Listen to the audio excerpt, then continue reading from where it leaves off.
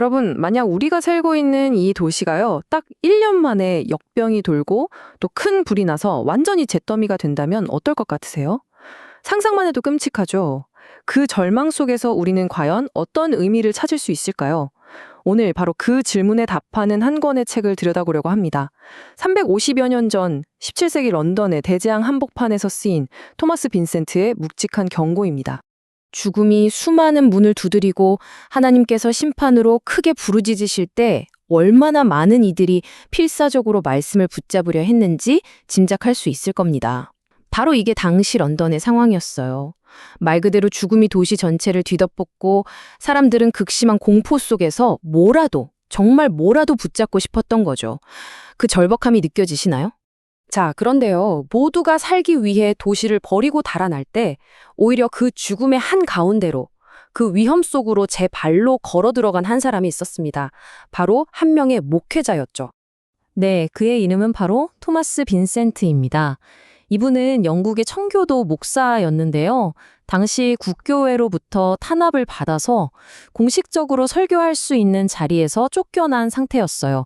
그런데도 그는 자신의 양심과 신념을 따라서 가장 위험한 곳, 바로 역병이 창고라는 런던에 남아서 죽어가는 사람들을 끝까지 돌봤던 겁니다.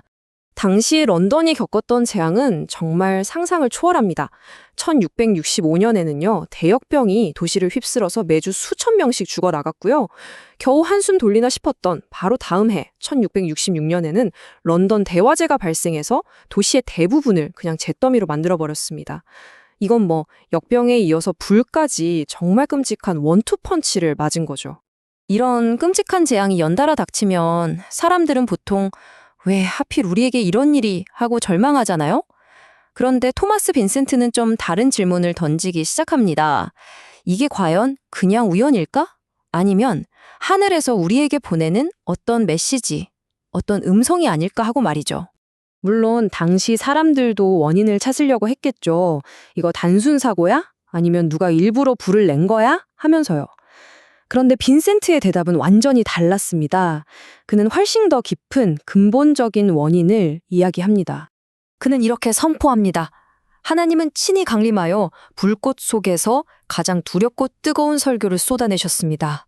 와, 그러니까 이 불길과 역병이 그냥 재앙이 아니라 하나님이 직접 하시는 아주 뜨겁고 무서운 설교였다는 거예요. 빈센트의 생각은 이렇습니다. 하나님은 먼저 부드럽게 말씀으로 우리에게 다가오신다는 거죠. 하지만 우리가 그 목소리를 계속 무시하면 결국에는 무서운 일들, 그러니까 이런 재앙을 통해서라도 우리의 귀를 열게 하신다는 겁니다. 마치 우리가 잘 못 들을 때 확성기를 귀에 대고 외치는 것처럼요. 자, 그럼 그 확성기를 통해 하나님이 경고하신 진짜 문제가 뭐였을까요? 빈센트는 런던을 잿더미로 만든 진짜 방화범이 따로 있다고 지목합니다. 그리고 그가 지목한 범인은 놀랍게도 바로 런던 시민들, 자기 자신들이었습니다. 그는 이렇게 외칩니다. 런던의 방화범을 찾고 있습니까? 멀리 갈 필요가 없습니다. 런던의 방화범은 바로 런던의 죄인들입니다. 죄가 첫 번째 집에 불을 붙였고 죄가 그 불길에 기름을 부어 온 도시를 잿더미로 만들었습니다. 정말 충격적인 진단이죠. 그냥 우리가 죄인이다 하고 뜬구름 잡는 얘기를 한 게 아니에요. 빈센트는 아주 구체적으로 런던의 죄악들을 짚어냅니다. 예를 들면 교회의 가르침을 무시하고 하찮게 여기는 복음 경시, 또 끝도 없는 돈 욕심, 바로 탐욕, 그리고 자기 잘난 맛에 사는 교만, 겉으로는 거룩한 척하면서 뒤로는 딴짓하는 위선 같은 것들이요. 이런 죄들이 바로 도시를 태운 진짜 연료였다고 본 겁니다. 그러니까 빈센트가 보기에는 재앙이 두 종류였던 거예요. 하나는 우리 눈에 보이는 재앙, 몸을 병들게 하는 역병, 거리를 삼킨 불길 같은 것들이죠. 하지만 진짜 재앙은 그게 아니었어요.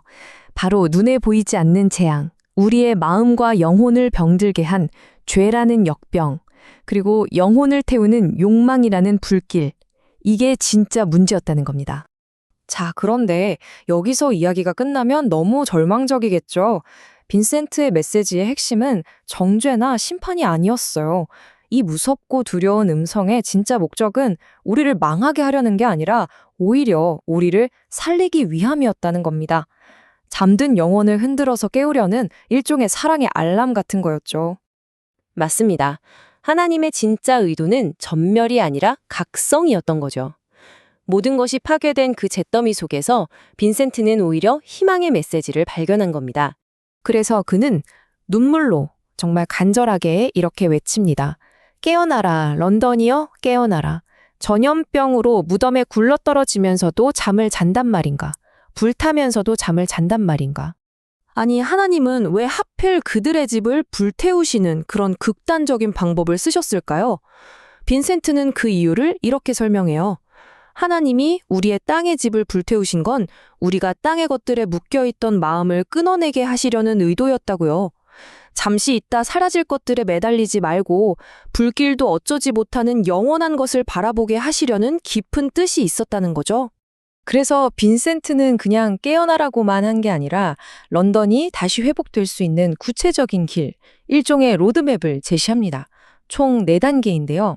첫째, 우리가 영적으로 얼마나 위험한 상태인지 깨어나 인식하고, 둘째, 이 재앙을 불러온 우리의 죄가 무엇인지 정직하게 찾아내고, 셋째, 그 죄에 대해 하나님 앞에서 진심으로 슬퍼하고 애통하며, 마지막으로 가장 중요한 거죠. 삶의 방향을 180도 돌이키라는 겁니다. 이게 바로 치유의 길이라는 거죠. 자, 여기까지가 토마스 빈센트의 이야기입니다. 그런데 이런 생각이 드실 수 있어요. 아니, 그건 350년도 더 된 옛날 런던 얘기잖아요. 그 낡은 책의 경고가 지금 21세기를 살아가는 우리랑 무슨 상관이 있죠? 하고요. 과연 그럴까요? 우리가 살고 있는 지금 시대를 한번 돌아보죠. 끝나지 않을 것 같던 팬데믹, 여기저기서 터지는 전쟁 소식, 또 여러 가지 불안들 어떠세요? 350년 전 런던이 겪었던 그 혼란과 불안이 오늘날 우리의 모습과 크게 달라 보이지는 않지 않나요? 그렇다면 이 무서운 음성은 어쩌면 바로 오늘 우리에게 외치고 있는 건 아닐까요? 혹시 이 시대를 살아가면서 이 불안 속에서 어떤 의미를, 어떤 답을 찾고 계신가요?